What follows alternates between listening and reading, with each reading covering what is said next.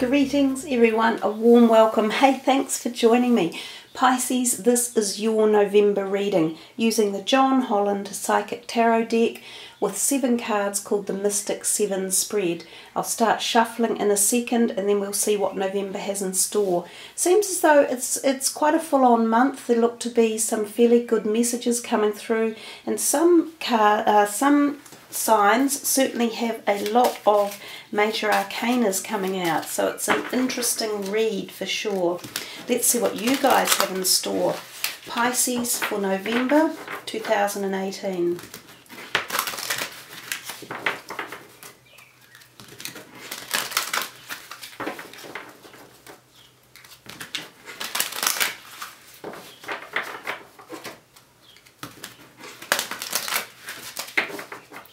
Your first card is the current situation, which is a major arcana, which is number 14, which is the peace card, which is known as, patience card, which is known as Temperance. Your second card is the obstacles card, which is another major arcana. It is the destiny card, number 10, which is the Wheel of Fortune. It was just out not long ago actually. Number 3 is your Aspirations card, which is number 4. Of 4 of Pentacles is firm foundation. Number 4 is what needs to be awakened, and this is the 6 of Cups, memories of love. Number 5 is what lies behind you in the 5th position, which has been there before for some of the other people, and it's wisdom, number 5, which is the Hierophant. Your 6th card is the next stage. That's the 7 of Cups, the 7 of Swords, which is deception and envy. The 7th one is what will be. Wow, my favourite card, I think, of the whole deck. Number 1, another major arcana, the Magician. I'll just move that back for you a little bit so you can see clearly. So again, yes, you guys have a really powerful spread. They're kind of in one line through here with just this one in the middle. He looks a little bit more pleasant in this particular deck of the John Holland, but this is the 7 of Swords, and I particularly don't like it as a card. Anyhow, let's start with your reading and see what your first one is, the current situation, which is patience. Number 14, which is the Temperance card. It's asking you to have some sort of patience for some reason, and balance, and just be prepared to perhaps think things through and put strategies into place. You can see clearly there that that person has a wee seed in their hand and a plant is growing from it, and of course that takes great patience and skill and dexterity and nurturing for things to grow over time. So this is about when we temper anything in our life, whether it be our spending, or we monitor our health and pay attention to that, or whether we temper our moods or our anger, or the way we address certain situations, or the things we think about, or the people we mix with. When we have all of those in a sort of a flow of calm and balance and moderation, everything else will flow with more ease, and you will just find that you have less of the, the huge ups and downs that carry on. It also talks to us about understanding the fact that we need to listen to other people as well, because more often than not we have relationships around us, whether they are work relationships or family or friends or community or close family like your partner and children or siblings or parents. We often need to take their consideration into how we live as well. So this is what the patience and the Temperance card can mean. Sometimes we want things to happen at a certain pace in our way, that we want it to all be achieved. But when you put everyone else into the melting pot of that and into the mix and their ideas and timing values and such like, it doesn't necessarily happen exactly how we want it. So it's all about patience and tolerance and understanding and balance. If we come to the second card, which is the obstacles, it's number 10, the destiny card, which is the Wheel of Fortune. So this is considered a positive card anyhow, so even if it's sitting there in this obstacles card, what it could be suggesting is that there is some cyclical change occurring for you around about now, or the process will start soon, And it could be a very big one that's coming. It may be visible to you at the moment. You may be part way through it, or for some of you this could be coming as a complete, unexpected change. Now, it is good luck and it is good karma, this card. It does represent positive karmic returns, if you like. But even with that in mind, we sometimes don't anticipate how change will be affecting us, and sometimes we're really happy with the status quo. So when big change comes about, it can unsettle us, and perhaps that's why it's sitting in the obstacle position. It could be inferring that a change that is coming for you guys could be unexpected from your end and could take you into that place of needing to show more patience, tolerance and understanding and balance. But it doesn't mean that it has to be a bad change. It just means it might not be something you're expecting. So I think you may need to keep your eyes open for this potentiality going into, this is the November reading, but it could be taking you into December and even hinging into 2019 as well. So it could be quite a big change that is coming, and it will be personal depending on your own perspective or what it is that's going on for you in your life at the moment. If we come up to the third card, which is the Aspiration, and we see the number 4 of Pentacles, the firm foundation, I often like to put a crystal on there because that really enhances energy and helps to clear any blockages in there. The 4 of Pentacles is often about finances or career. Traditionally, it shows a person who is quite anxious about their money or their funds or their investments or stuff that is coming in for them. But the card here, it gives a much better feeling of that you do have some strength, that there is a foundation here for either your career or your finances or investment, and to think more positively about that, to understand that you have the ability or the capabilities to sort through any issues that could be coming, and to know that you have a little bit of resources around you to think more about it and to be more logical and to put more application at hand in solving any problems if they turn up. But the card doesn't usually represent major problems. It just more represents your perception of what you think might be going wrong or could happen.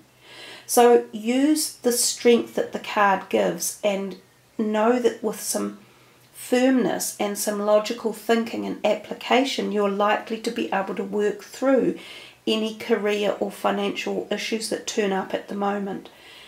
It can also represent a little bit of being stuck in that area of the body where I've placed the crystal, that triangle or the pyramid shape. So sometimes this needs free flowing, and when you free flow that base chakra area of your body, you will allow more manifestation, less fear, I think. So less fear and trepidation and worry in that part of your body, and more feeling of ease and movement, which creates more manifestation. So if we move to card number 4, we see what needs to be awakened, which is the 6 of Cups. It's funny, it almost feels as though this one should be here, what lies behind you, because it's talking about memories which are in the past. However, if it's saying it needs to be awakened, there's a possibility that some of you need to get in touch again with that childhood energy of the past, or reconnect with people from your past. Perhaps some of you have a school reunion to attend, or a family function such as a wedding or engagement, birth of a baby, or sometimes even a funeral, where you will gather all the people around you that you haven't seen for a long time, whether they be family members or dear old friends, and you could fondly rekindle the energies of the past and the happiness that brought about. It can also be a message to tell you to be, as I said a little bit before, like a child, and to look at life with more of a childlike perspective, and to be in awe, and to have the love and the happiness and the laughter, so not to forget those modalities of life either. It can sometimes refer to us that for some of you, you may come across an old ex-lover and the flame could be reignited, or there could be some healing of that particular relationship to be done. So it might mean that you have contact with them for some reason, and perhaps there is like a moving forward of an area of the relationship where it stagnated or where there was animosity or disagreement. So this could be a healing time, a time of love, because that's what the card is actually about. So it's a nice energy that could be coming in for you from now to the end of the year, and even, let's say, moving into January. If we move to the fifth card, we see what lies behind you. We have number 5, the Wisdom, another major arcana for you. So he is basically the Hierophant. He is very much about protocol and doing things the right way, by structure, often by religious indoctrination or perception. He holds that book in his hand, so he can be talking about finding philosophical or esoteric information that becomes intriguing to you or enlightening, or it solves a point of answer or question. It can be sometimes referred to a time when you associate with religious ceremonies or services, a little bit like down here. You know, you could be attending a church function or service for whatever reason, and it could relate back to the past or relate to times of the past. It can also be for some of you that you may have felt restricted by some form of conformity in your life, whether it was a parent restriction or family rules or restrictions or a church or community or a program that you were involved in, that you may have felt, oh my God, it's like a bit claustrophobic. So some of you may have learnt from that, but it may have enabled you to either break free or move in a new direction. So there's many different possibilities with this card when it sits in that past position. It can also refer to the fact that this could be a time when someone like a mentor pops up in your life who can teach you more about esoteric or spiritual connection. So some of you may have just recently engaged with someone like this, and you could have gone through a learning phase where you are now, by initiating it or taking your interest in the subject matter further. So again, a lot of different perspectives around possibilities with this card. He generally does say that at the time he is in a reading, it pays to be fairly prudent and do things logistically and logically and legally correct, to not flout rules and regulations. And that brings us to this guy, the Deception and Envy, the 7 of Swords. He is the epitome of what this guy is not. This guy, and this says the next stage, he is kind of engaging in things that could be reprehensible or create, like cast a shadow over you, so they could negate things around you. Now, when the card turns up in your reading, it is either you behaving in this manner or someone around you. And again, this is going to be completely individual for whatever it is you're doing or whoever's in your life. So it can be suggestive of something, as I say, that you want to do or that you want to have, that needs to be a bit underhand or is going to affect someone else detrimentally. So let's say, for instance, it was a business deal and you were wanting to sell a business, but at the same time you weren't going to be quite honest about the amount of money it was really taking, and so you hide that information from your potential buyer, and the buyer pays for your business thinking it either earns a certain amount which he expects, which could be an incorrect amount, things like that. It's that type of energy that the 7 of Swords gives off. It can also represent itself in personal relationships where someone is hiding something from another party. So this can sometimes turn up when you see things like affairs going on, or when one member of the party is doing something underhand, deceitful or illegal. So those are generally the ramifications of it. So as I say, it could be something you are contemplating yourself, or it could be something that is being done to you by someone around you. Now, in some instances, it could be something like a business partner or a close partner in life. And if this is the case and you suspect that you're being mistreated, then it would pay to look into it carefully and to monitor situations. This can be a time when things like you might record someone and see how true and honest their actions are or the information they're telling you. This might be a time when you are recorded and someone is watching you. So again, it works both ways. But when the Seven of Swords comes out, I do say to people, be very careful of your personal security, in particular, your identity, because this can be a time when we see things like your Visa card stolen, or your online banking details taken, or a home burglary, or things along those lines. It can also represent even a greater perspective, and it can be country-wise. So it might be something like a whole country is hacked into, internet-wise, or something like a social media is hacked and your information could be leaked out, etc., etc. So it has quite vast tentacles, this Seven of Swords, and it is quite an active card. So just watch it and be aware of the situations around you, either how you're dealing with things in life or how others are dealing with you. But we come to your final card, which is what will be, and it truly is a beautiful one. So I think it kind of lessens any negativity that this card has, or it lessens it to a degree. The Awareness card, or the Magician, is magic, and it is all about new beginnings and new awareness and new destiny, which is exactly what this card is over here.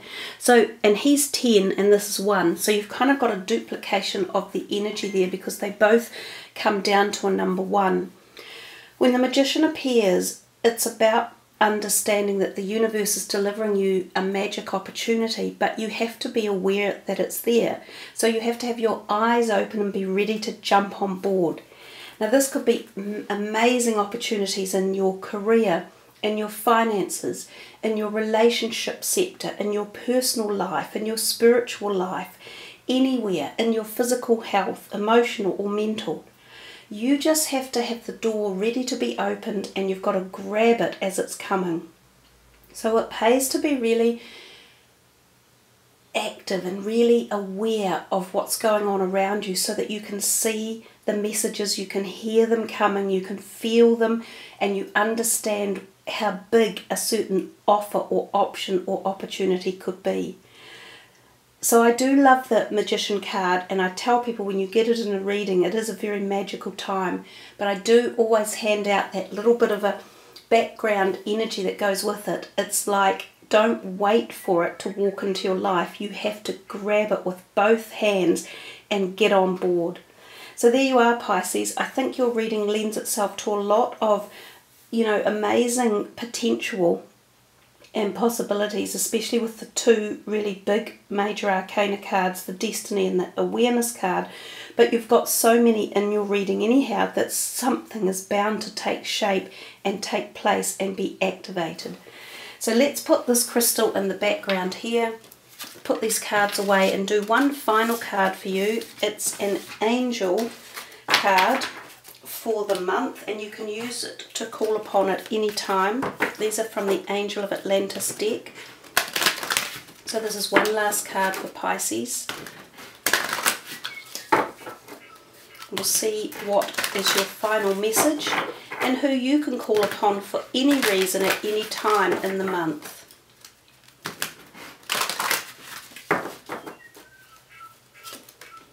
Raziel, intuition.